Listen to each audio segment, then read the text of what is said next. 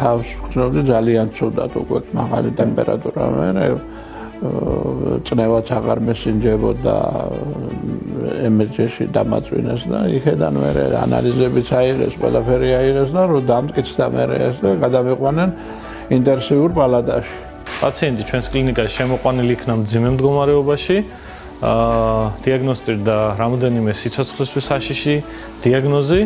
კერძოდ საქმე ჰქონდა სუნთქვის მწვავე უკმარისობასთან რომელიც პროგრესირებდა სეპტიცემიასთან თირკმელების მწვავე უკმარისობასთან სახეზე იყო ოლიგოანურია ზაზამ გითხრა რომ გავესაუბრეთ რომ 3 დღე არისო კრიზისიო დავტოვეთ კლინიკაში და ამ 3 დღეს როგორ ველოდებოდით არ ვიცი მაგრამ თანდათან წამოვიდა 2 დღის მერე წამოვიდა უკვე კარგი სიტუაცია დავიწყეთ მკურნალობა საბედნიეროდ მალევე მოხერხდა სასიცოცხლო მაჩვენებლების ნორმალიზება დინამიკაში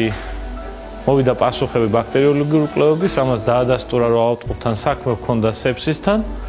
მკურნალობა წარიმართა შესაბამისი პროტოკოლით რომელიც მიზნად ისახავდა გამომწვევის ორგანიზმიდან ელიმინაციას. სულ 15 დღე ვიწექით საავადმყოფოში დღე და დღე უკეთესდებოდა. საზამ გითხრა მე რომ შევედი უკვე როგორი მდგომარეობა რა ვქნათ თქო დღეს ოქ წერთო მითხრა. გამიხარდა ძალიან და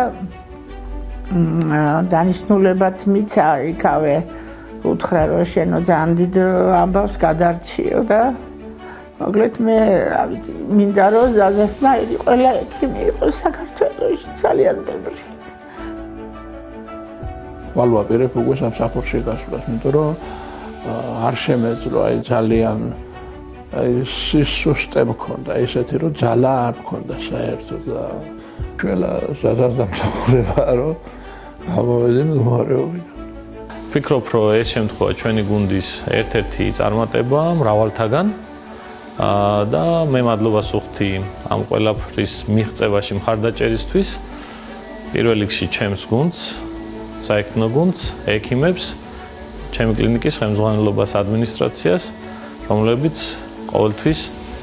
ცდილობენ რომ ჩვენს მიერ მიწოდებული სერვისები არ იყოს შეფერხებული და იყოს მაქსიმალურად მოწოდების სიმაღლეზე რაც გულისხმობს თანამედროვე მედიკამენტების კვლევის მეთოდების სხვა დამხმარე საშუალებების არსებობას ჩვენს კლინიკაში.